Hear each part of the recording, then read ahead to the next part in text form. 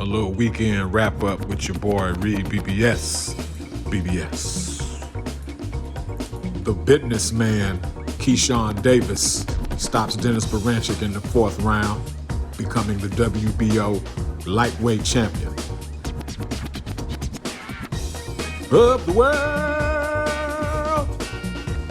Norfolk, Virginia's first world champion since the late, great Pernell Sweet Pea Whitaker. Shout out to Budweiser Zero. Looking for some sponsorship? Holla at your boy.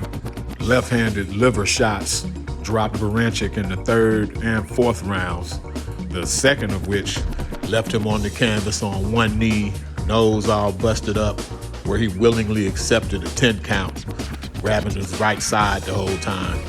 As soon as the ref said 10, Berinchyk got up. Make of that what you will. In hindsight, it almost seemed like Berinchyk just cashed out. But the thing about it is, Keyshawn Davis ain't a money fight. It'd be nice to pick an actual money opponent if you're gonna cash out. I'm just saying. I get why Top Rank wanted to fight, to keep the WBO title in-house. I mean, that makes perfect sense.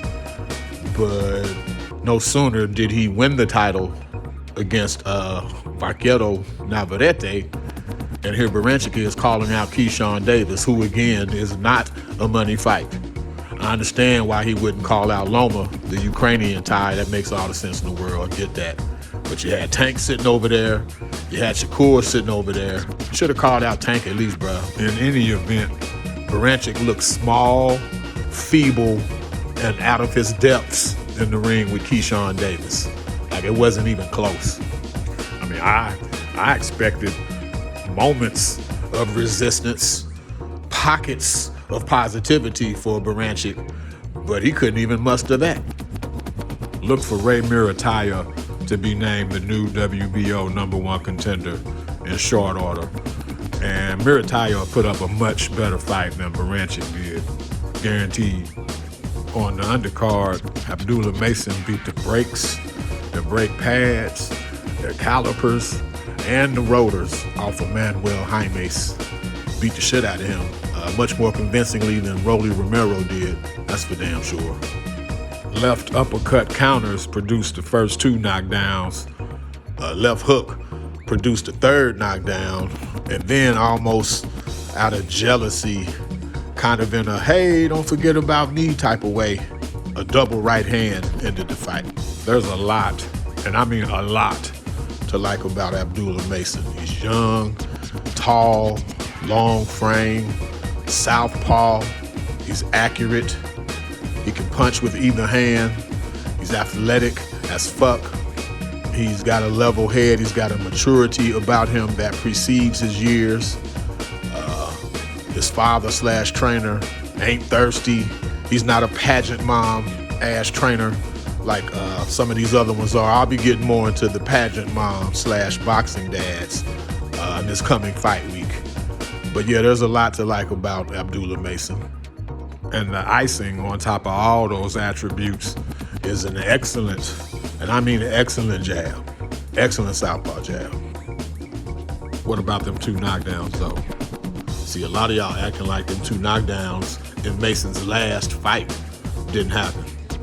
I ain't forgot it. I ain't dwelling on it, but I ain't forgot about it neither. I ain't saying, I'm just saying. Another admirable Abdullah attribute is the young brother's ambition. He said he wants a title shot by the end of 2025. What is he, 19, 20 years old? Now, there's a 0% chance of that happening this year, but you gotta applaud the ambition. A more realistic, tangible goal for 2025 is to fight somebody who fought for a world title by the end of 2025. You're not gonna fight for a world title this year, bro. You're too young, dangerous fight. Still don't have, Manuel Jaimes is the best name on your resume. You gotta beat some ranked dudes first, you know what I'm saying? It's coming, brother. But yeah, this year, 2025, fight somebody who's fought for a world title already. That's a realistic goal. Speaking of youngsters on the come up, We had Xander Zayas on the Keyshawn. He was the Keyshawn Davis co-main event, Keyshawn and Berinchyk. And he looked okay. He had a bit of a scare against my man Slomer, forget his name, Slomer, Spalmer. Either way, in like the third or fourth round, Zayas, he got buzzed, got wobbled a bit in a punching exchange, but all in all, he was killing this dude to the body. And at one point, he stopped him in the ninth round. At one point, my man was like literally doubled over into the side just from the pain of taking them shots to the liver, man. But he hung in there, and he got stopped on his feet. So, Spalmer, hey, props to you, bro. You took that ass whooping like a man. Respect. As for Zayas, he's got like a Fernando Vargas build to him. He's a big junior middleweight. He's athletic too, so he's gonna make for some exciting fights. I don't see Puerto Rican greatness. Like, he's not the next Felix Trinidad or probably even the next Miguel Cotto from the island of Puerto Rico. But he's gonna make for some fun fights. Hell, he beat Fundura. I'd favor Zayas to beat Fundura right now. Jared Big Baby Anderson was, he was kind of meh at best. I mean, he won the fight. That's the best thing I can say, trying to keep it positive. But a confidence builder from the beatdown to Bacoli, this wasn't quite that. I think he's going to need a tune-up for this tune-up. He's going to have to get another confidence builder before Top Rank thinks about throwing Jared Anderson, Big Baby, back into the heavyweight mix. It's not a good idea right now. Top Rank, it was Top Rank that advised him to not take the Bacoli fight. But, you know, Big Baby jumped on that money. Them deep Saudi pockets and Turkey Al-Sheik's money. Can't blame him for that, but got your ass whooped in the process. And it appears to have been a confidence-killing ass whooping. The brother's young. I think he's mid-20s or so, 25-ish or whatever, so he can still recover from this. And heavyweights do mature slowly. History has shown heavyweights can mature slowly. It's just a matter of Anderson's dedication to the game, how true he wants to be to it. It's there for him. It's attainable if he wants it, but does he want it? Nico Ali Walsh, brother loses again, second loss to a nondescript opponent. I don't knock the brother's pursuit of boxing as a sport, following in his family's lineage. What I don't support is the insistence on keeping this man's fights televised. This particular revolution does not need to be televised. If Nico Ali Walsh becomes something worth televising, then televise him. But until then, please stop wasting our time. He's just not that dude. Not right now, and probably not ever. The most competitive fight on paper and in actuality from this past weekend was Jack Catterall versus Arnold Barboza. I was pleasantly surprised to see Barboza, who I thought eked out the decision. He did a little bit more work than Catterall. I was pleasantly surprised to see Barboza be awarded with that close, razor-thin decision in Manchester, England, in the UK no less. So who says you can't get a good, just, fair decision in the UK?